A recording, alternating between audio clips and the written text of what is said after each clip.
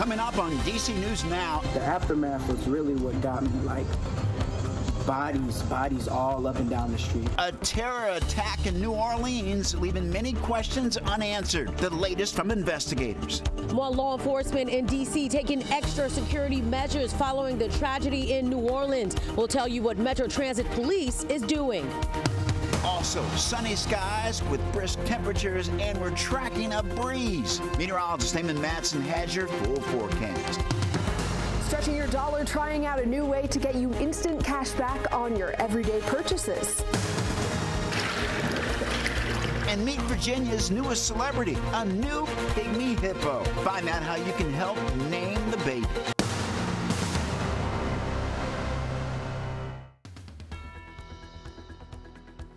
Good afternoon, and thank you for joining us for the news at noon. I'm Mark Hall. We begin with breaking news. U.S. Capitol Police arrested a man for reckless driving after they responded to a suspicious vehicle on the National Mall. DC News Now's Randy Bass is live in Northwest. Randy, what can you tell us? Yes, U.S. Capitol Police are clearing out here. We are at 3rd and Pennsylvania here in Northwest. This after they arrested the driver of a suspicious vehicle here on Capitol Hill right around 10 o'clock this morning. This all comes as police here in the district and across the country are on high alert after a terrorist attack in New Orleans and big events scheduled for coming weeks here in D.C. Taking a look at video from that investigation, an update from Capitol Police telling us the bomb squad cleared the car, declaring that it is safe. The driver was arrested for reckless driving. Police say before 10 a.m., officers spotted a car that had been driving along the sidewalk near Peace Circle and into the grassy area near 3rd Street Northwest and Constitution Avenue. Officers then took that man into custody. Police are still asking people to avoid the area while investigators continue their work. You can see here dozens of officers responded to that investigation and to secure several busy city blocks around the Capitol. Again, many of those streets have since reopened. This story still developing. We'll bring you new details as we get them on Capitol Hill. I'm Randy Bass, DC News Now. All right, Randy, thank you. Meteorologist Damon Madsen joins us now with the latest check on the forecast. And Damon, you can see during Randy's live shot, it's still blustery out there. Yeah, indeed, Mark. Certainly not as windy as what we had on New Year's Day. That was howling out there for the first day of the new year. But we still just have enough wind that, oh yeah, you're going to notice it, especially with the colder temperatures we're now experiencing. There we have it. Wind gusts are getting up to around 25, even 30 miles per hour across most of the DMV. You're finding some stronger gusts out toward the higher terrain in western Maryland, which is typical. But yes, it is going to remain a little bit windy out there today, and that is having an impact on how it feels. The actual air temperature, when you look at those thermometers, it's in the 30s, even low 40s once you get over toward the district. But with the wind going, it feels more like it's around freezing in DC and even colder west of the city in I-95, where we have wind chills in the 20s in Frederick, Hagerstown, Martinsburg, and back out toward Cumberland. So it is going to remain a blustery, chilly rest of the day. Those temperatures are pretty much hitting their peak right now. We will get a little more sunshine before the day is done. A good blanket of clouds spread out over the area this morning, but here we have that clearing taking shape through the rest of the day. But the other key thing here is it is going to stay dry out there, at least for the time being. Our next little disturbance is going to arrive tomorrow, and this is going to bring about some soggy, even wintry weather for some, as we are expecting scattered rain and snow showers to wrap up the week. Now, this is the first system we'll be dealing with. We'll talk about when this precipitation may move in, and we'll also talk about that much colder air that is going to have an impact this weekend and beyond into early next week. That's all coming up in your full forecast here in just a bit. All right, Damon, thank you. New details in the deadly New Orleans attack. The death toll now 15, and investigators say a driver intentionally drove a pickup truck into a crowd on Bourbon Street a couple of hours after the new year. FBI identified the driver's 42-year-old Shem Sudin Jabbar, a U.S. Army veteran from Texas. They now believe that he acted alone. The FBI is investigating the act as a terrorist act. And we're told that when the pickup stopped, Jabbar got out and opened fire on police. He was killed in a shootout. Witnesses say the scene was horrific. Aftermath was really what got me, like, bodies all up and down the street. Everybody screaming and hollering. You look down, you see somebody doing CPR. President Biden said the FBI found videos Jabbar posted on social media that he may have been inspired by ISIS. Well, the deadly attack led to the postponement of the Sugar Bowl. It was set to be played yesterday at the Superdome, just a mile away from Bourbon Street. The game between Georgia and Notre Dame will now be played at 4 p.m. Eastern this afternoon. Officials say that it was postponed for public safety. Now work is being done to make sure today's game will be safe and fun. Well, back here at home, law enforcement on high alert across the district following the New Orleans attack. And that includes Metro Transit. Transit police say that it's increased security on its system out of caution. DC News Now's Tosa Pakili is at Capital South Metro Station with the latest. Security already heightened in the district in some areas here by the Capitol with those black fences. But following that tragedy in New Orleans, people who take the metro or those who pass by metro stations may notice more transit police presence. The disturbing attack in New Orleans happened in a lively French Quarter district early in the morning on New Year's Day. It led to reaction from law enforcement in cities to be extra alert.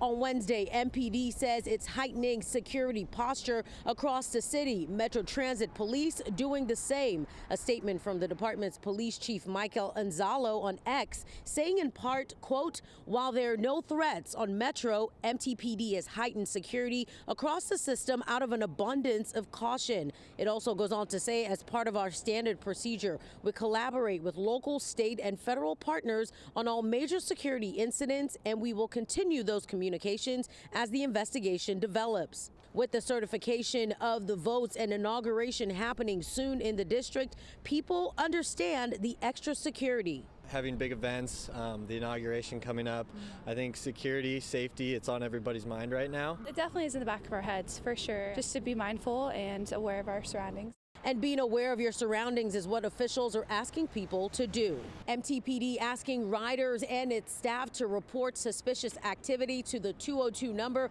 on your screen or text MyMTPD. That's texting 696-873.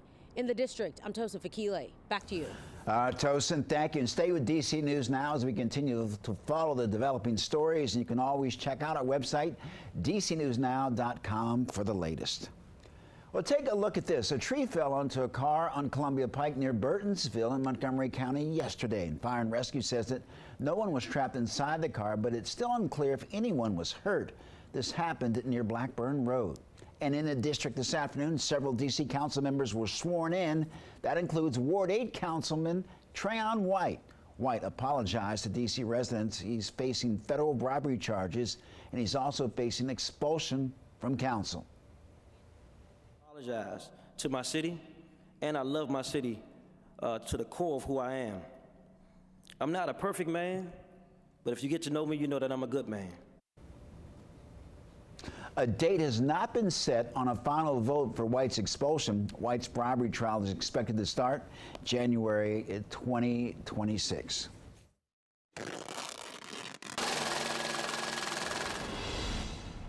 We're stretching your dollar this afternoon with a new way to save big on products on your shopping list. Our consumer reporter Haley Milon tests out a new app to help you pocket some cash.